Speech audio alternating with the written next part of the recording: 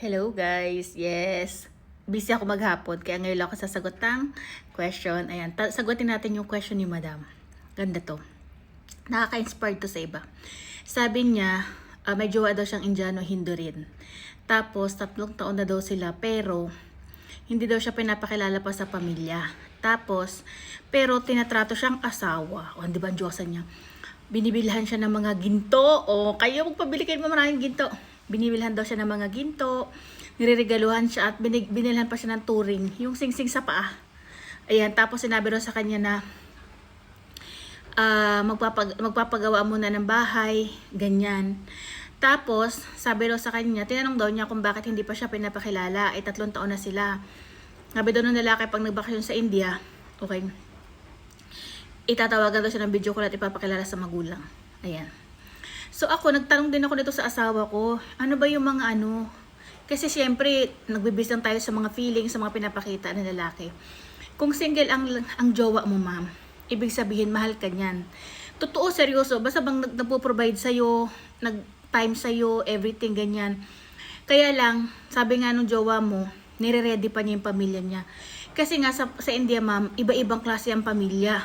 Mga Indian family, iba-iba. Mayroong open-minded, mayroong talagang pinaninindigan nila yung ano, yung wala silang pakialam sa nararamdaman ng mga anak nila. Ang pakialam lang nila, edi, yung gusto nilang masunod na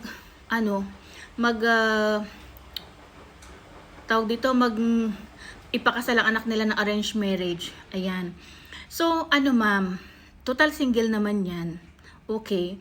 So, bigyan mo pa siya ng chance na makauwi siya, tapos, tingnan mo kung talagang totoo yung sinasabi niya sa iyo na ipapakilala ka sana sa magulang. Kasi sabi nga niya, di ba, inire-ready pa niya. Malay mo naman, nire-ready pa rin nga niya yung kanyang mga magulang. Kasi nga, hindi talaga madaling paliwanagan. Kasi talagang dudaan kayo sa butas ng karayom. Kami nga, kasal na kami. Okay kami sa nanay, pero yung mga mundong ibabaw doon, hindi okay. Charot, ganun. So ngayon ang importante, ma'am, single siya. Pangalawa, maganda ang trato niya sa'yo, nagpo-provide sa'yo ng mga pangangailangan mo, mga regalo sa'yo. Tapos honest talaga siya sa'yo. Tapos talaga yung tipong nakapokus siya sa'yo. Hindi yan basta-basta hindi yan basta-basta bibitaw, ilalaban ka niyan. Siguro kaya nagpapagawa siya ng bahay, alam mo kung bakit? Kasi gusto niyang ayusin muna yung pamilya niya. Katulad ng asawa ko, bago kami nagpakasal, binilhan niya yung nanay niya ng bahay para tahimik. Oo, ganun yun. Sa inyo, sa mga jowang Indian, pag sinabi Indian dyan, basta may respeto, pagmamahal na po-provide sa inyo, mahal kayo niyan. Pero pag sinabi sa inyong may tatapusin pa, may babayaran pa, may ganito kailangan, hayaan nyo muna kasi responsible talaga kasi sila. Para walang masabi ang magulang, kailangan tapusin nila yung obligasyon nila.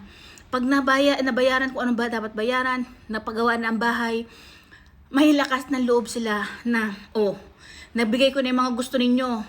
Papiliin nyo ako ng mga pangasawa ko, ito yung gusto ko, ganun. Huwag nyo mamadaliin. Sa bagay, normal naman sa atin kasi question noon eh. Pero syempre, nakita mo naman, ma'am, nakapokus sa'yo lahat, di ba? Everything sa'yo, okay lang yan. Mahal ka niyan, huwag ka maguluhan. At saka samahan mo ng maraming dasal.